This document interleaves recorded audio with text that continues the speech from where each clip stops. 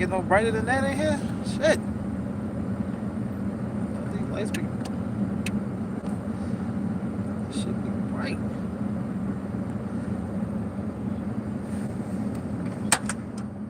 Yeah. The ball wouldn't turn on. But anyway, what's up, everybody? This is Anthony Fallon, Tone Setter Sports Channel. Oh man, just had a long day. Not too long, but get some hump work in. Get the multiple hustles. You know how you got to do. Go from the truck, go to the roof, do carpentry work, do flooring. And get back on the truck. But money never stops though. Money never stops. But anyway, as you can see the title, that last 4th and 1, I just didn't want to. That's why I'm late making the video. I just thinking about this shit. I can go conspiracy theory all day, and if you don't know what that is, you really don't know how the games are. But like I say, the game, as far as it being sports entertainment, absolutely, it was good. The entertainment value was awesome. Because we had a chance to win, and with 14 minutes and some change left in the top of the fourth quarter, we have the ball, and we're in the 30-yard range, and we come to a halt, and we decide to go 4th and 1 because we've been doing it all game. And instead of being creative, they decide to man up against one of the stoutest defensive fronts in the NFL that has been shutting down the running game the whole game. Did we get them when we needed to throughout the game? Yes, we did. 2-point conversion, we got it. That time, that was something that your luck just ran out. I mean, just going as a fan, that's watching the game. Yeah, that was some bullshit there. That was some bullshit.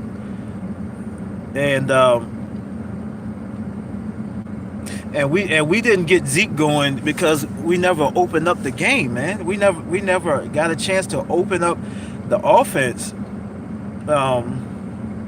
in the passing game. We had our moments because I'm going to infuse. Fuck that. I'm going to infuse rig into this because this is one thing that got me. We got the offense moving in the passing game when Hakeem Talib was out for damn near the whole quarter.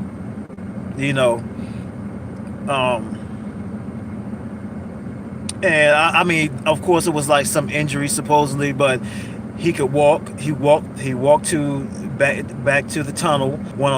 He was almost out the whole quarter, put it like that. And then when he came back, everything changed. The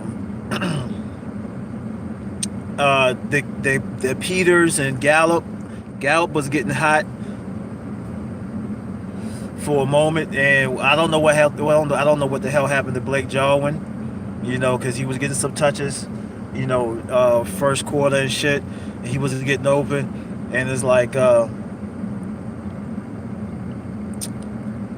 I just don't know. The game we just kind of stalled after we struck first, and the defense just got his ass handed to him. Like I said in my halftime video that I posted, was we needed to go smaller, and Now everybody's saying, oh, they need a stout defensive front, DTs and stuff. I said that I said that early in the season, early this past season, before the draft. Like during the draft, that was one of the things that we needed. Matter of fact, that was on my list as like the top DTs that I was looking for. But no, we felt like we didn't need them. You always got to have at least one stout to rotate in, man. You know what I'm saying? To slow down that running game when we getting gashed like that. To free up those linebackers. If we're not gonna go do what San Diego did, was put two extra safeties, and one linebacker. You know what I'm saying? So I thought that was the remedy, to cut down on that running game, is put some headhunters in there that's a little bit more, that got a little bit more wiggle and can get to Gurley. You know what I'm saying? If they are for the task of taking Gurley down, because he's not a small dude. I definitely thought that could have been an avenue, but of course we didn't make those kind of adjustments. So, and they probably never practiced for it anyway, but because we never played the Rams. But we definitely left a mess, because we haven't been ran on like that since when the Indianapolis game. That's exactly how they gashed us, right up the middle, every time, right up the middle. So yeah, man. It was a good season. It turned out to be a better season than I predicted, because I predicted they'd win 2 games over. I thought it was going to be an 8-8 season, to be honest with you. So let's get into my final thoughts. I'm not gonna sit here and just ramble on about the game is over and done with, regardless if it seemed like it was one of those rigged games where things are played out. It's a story. It's scripted. Put it like that. It's scripted, just like the Super Bowl. It's scripted. You know what I'm saying? Because it was just mighty funny to me that both teams, it was called the fourth down game or something. Everybody went for fourth down, the whole game. Both sides. It was like playing Madden back in the 99, 2000s and stuff. And you get those cheat cards and stuff like that, where you can go without fumbling, and you had these quotas to meet and stuff like that, to hold a team to 0 yards in rushing, you know what I'm saying, stuff like that. Or that's if you've been playing Madden for a long time, you know what I'm saying. They probably still do that, I don't know, but I haven't seen it. I just see the Ultimate Team shit now. But yeah, you remember, if anybody remember Madden back then, it was that's what like things you used to do. So, and what I'm saying is like almost like there was something on the table where both teams have to go for it on fourth down. But anyway, I digress as far as the rigging shit. It was just to keep everybody excited, keep the game close, down to the last minute, stuff like that. So it could be parity, But anyway, my final thoughts about the Cowboys team. Well, this season, like I said, better than they turned it around at the midway point, which was good. I got to give Jerry Jones a clap executive decision of the year by trading the number 1 pick for Amari Cooper. Matter of fact, I'm gonna give him a shout out on Twitter. You know what I'm saying? That I give it to Jerry Jones. You know what I'm saying? I'm not a fan of him, just like I'm not a fan of Jason Garrett either. You know what I'm saying? He's gonna be around for a little while longer. And if he really wants to be that coach, then he needs to show me. He's been there for 9 years and he still showed me the same old shit, man. Yes, the guys are playing hard, But like I'm saying, I never seen Jason Garrett develop any offensive talent since he's been there. I have not seen him. I have not seen him produce or groom someone, a player on offense. The players on offense pretty much have to be highly self-motivated and wanting to be great because and pretty much are already there. I haven't seen him groom no one. I mean, and particularly a quarterback, because he already had a quarterback when he took over. He already had one, and like I said, Dak was supposed to be the project that ended up starting early, so has to learn on the fly. But what I'm thinking, Dak has to be self motivated and do better, and do better in his pocket awareness, timing, timing the routes and stuff when these guys are gonna break. You know what I'm saying? And the ball should be there. He has to trust those reads. You know what I'm saying? And not just down down the field, but finding those guys in the hole, man. Beasley, the tight end and stuff like that. And with another year with Amari Cooper, Gallup should be like he should skip a year as far as work, especially if he's going to work with Gallup. I mean with Amari Cooper in the off season. You know what I'm saying?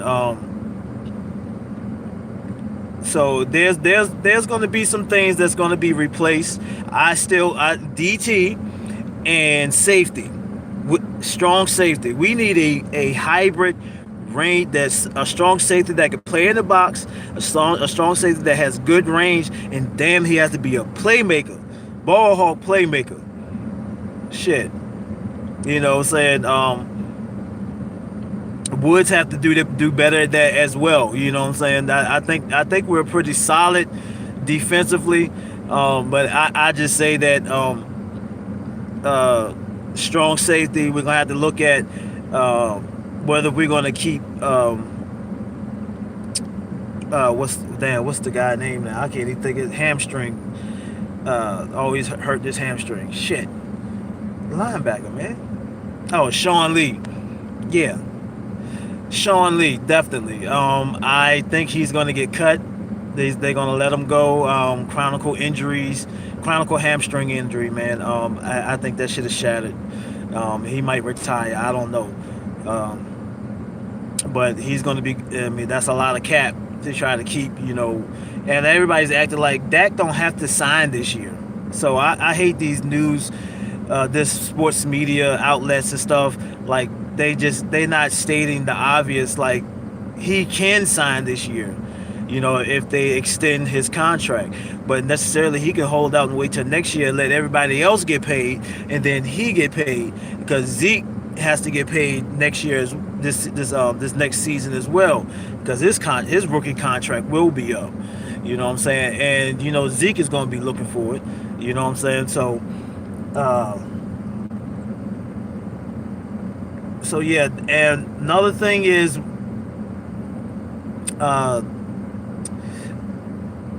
the running back position. I mean, I like Rod Smith too. Don't get me wrong, I like Rod Smith, but it's a big gap between him and Zeke.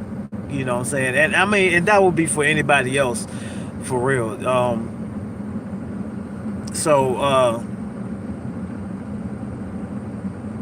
I like that position as well, like to upgrade that maybe to a more speedy, shiftier back. And because I don't know what they're gonna do with Tavon Austin. They misused him in the game as well. He should have got more targets instead of just those roundabouts, and what I'm saying. I said roundabouts. Those jet sweeps and all of that. I'm like, come on, man. The gadget plays, like put him in the slot, man. Let him eat some yard up. You know what I'm saying? On the on one, either a linebacker or the third string DB. You know what I'm saying? So I definitely thought they misused him, and they could have used him and Cole Beasley at the same time. The O line did pretty good to an extent. You know what I'm saying? Especially Connor Williams against Aaron Donald.